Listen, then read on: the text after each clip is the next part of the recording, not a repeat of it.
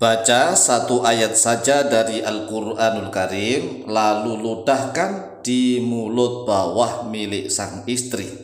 Satu ayat saja, yaitu tepatnya dari surat Hud ayat yang ke-56. Assalamualaikum warahmatullahi wabarakatuh. Bismillah walhamdulillah wassalatu wassalamu ala rasulillah Sayyidina wa maulana Muhammadin ibn Abdillah wa ala alihi wa sahbihi wa mawalah wala haula wala quwwata illa billah, amma ba'd. Saudaraku kaum muslimin wal muslimat rahimakumullah, wa bil khusus saudara-saudara kami para pecinta dan subscriber channel YouTube Tafsir Al-Muallim dimanapun berada, yang tidak lupa dan tidak bosan-bosannya senantiasa kami doakan semoga Allah Azza wa Jalla memberikan kesehatan, sehat walafiat lahir dan batin.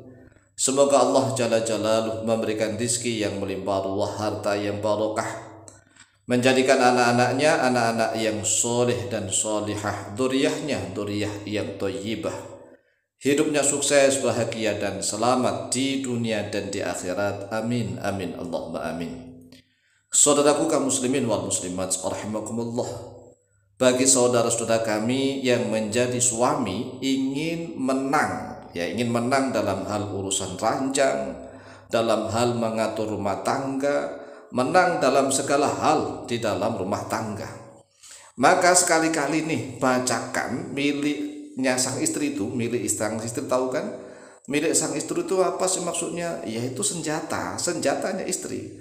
Mulut bawah milik sang istri, ya. Lah, mulut bawah itu maksudnya bagaimana? Bibir bawah? Bukan bibir bawah, tapi mulut yang di bawah itulah yang ada di dua selangkangan, itulah mulut bawahnya istri. Itu dibacakan satu ayat saja dari surat Hud ayat yang ke-56. Silahkan dilihat di dalam Al-Quranul Karim, surat Hud ayat yang ke-56. Nah, ini surat Hud ini sungguh luar biasa. Karena apa? Satu ayat ini adalah doanya Nabi Hud. Tahu kan Nabi Hud? Nabi yang kuat perkasa. Karena Nabi Hud itu diutus oleh Allah ke dalam kaum Ad, di tengah-tengah kaum Ad yang orangnya super. Super artinya sangat kuat, seperti raksasa besar begitu. Tapi Nabi Hud ternyata luar biasa, bisa menundukkan mereka walaupun mereka tidak beriman semua. Tetapi doanya Nabi Hud ini mampu memporak-porandakan mereka. Kan luar biasa doa Nabi Hud, ya. Nabi Hud, lihat surat Hud ayat yang ke-56 yang bunyinya begini: A'udzubillahi minasyaitonirrajim, bismillahirrahmanirrahim, inni tawakkaltu 'alallahi rabbi wa rabbikum.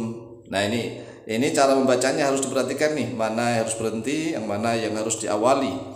Nah, cara mengamalkan ini ada 3 kali nafas. Nafas pertama, inni tawakkaltu 'alallahi rabbi wa rabbikum. Kemudian nafas kedua, ma min dabbatin illa huwa akhidum binasiyatiha. Ini nafas kedua. Paham ya? Ini perlu dilatih dulu. Nafas pertama, inni tawakkaltu 'alallahi rabbi wa rabbikum. Ini satu nafas. Kemudian nafas kedua, ma min dabbatin illa huwa akhidum binasiyatiha. Kemudian nafas yang ketiga, inna rabbi ala suratim mustaqim.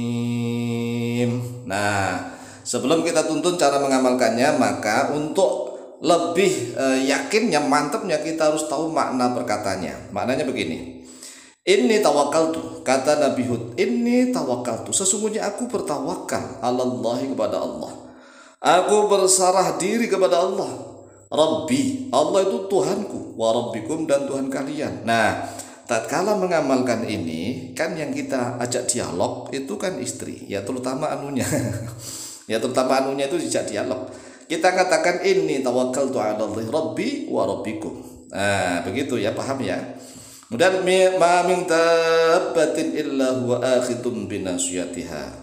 Ma min dabbatin, tidaklah dari apapun makhluk ya, makhluk yang berjalan di muka bumi ini, melata istilahnya, illa huwa, kecuali dia Allah, akhidun, yaitu yang memegang binasiyatiha, pada ubun-ubunnya. Nah, tatkala kita membacakan ini, mohon maaf, apakah dalam keadaan ditutupi sarung atau tutupi celana sidi? Enggak boleh. Pokoknya harus terbuka. Harus terbuka.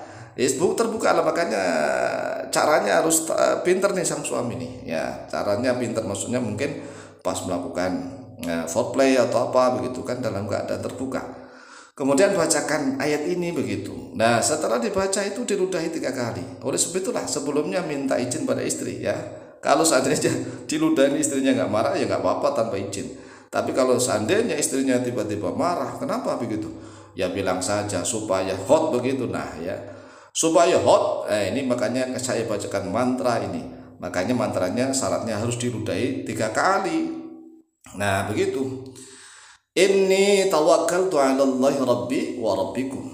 Ma min dabbatin illa huwa akhidun binasiyatiha. Inna rabbi, sesungguhnya Tuhanku, ada suratin mustaqim, yaitu di atas jalan yang lurus. Nah, di atas jalan yang lurus. Allah itu kan selalu menuntun jalan yang lurus. Termasuk, mohon maaf, suami istri ya kan. Suami itu kan selalu melewati jalannya istri. Nah, harus lurus nih. Semuanya itu kehendak Allah. Jadi suami itu diakui atau tidak, setiap hari itu melalui jalan ya kan, jalannya istri itu ya harus lurus. Makanya tatkala kita membaca ayat ini harus betul-betul paham maknanya. Jadi caranya ya, istri dalam keadaan tidak pakai sidi, tidak pakai sarung, itu anunya. Dan dibacakan ayat ini dengan diawali membaca ta'awudz terlebih dahulu. A'udzubillahi minasyaitonirrajim. Bismillahirrahmanirrahim. Inni tawakkaltu 'ala Allahi rabbi wa rabbikum. Ma min dabbatin illa huwa akhidun binasiyatiha. Inna rabbi 'ala suratin mustaqim. Ini cukup dibaca sekali doang. Kemudian setelah itu langsung diludahkan 3 kali. Tuh begitu. Ya, tanpa ditiupkan, enggak usah ditiupkan.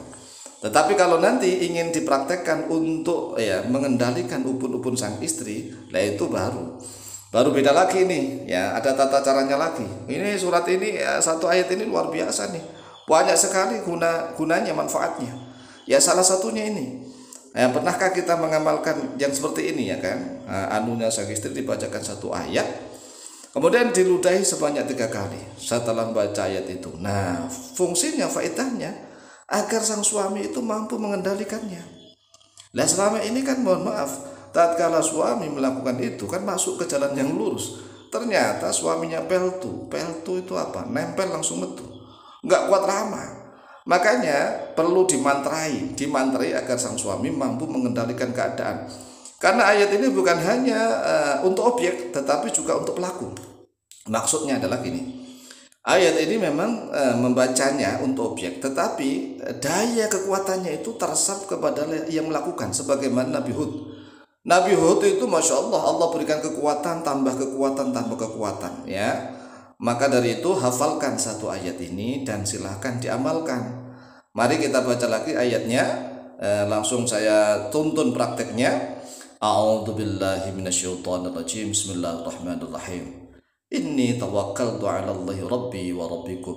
Ma min dabbatin illa huwa akhidun binasiyatiha. Inna rabbi 'ala suratin mustaqim. Tuh.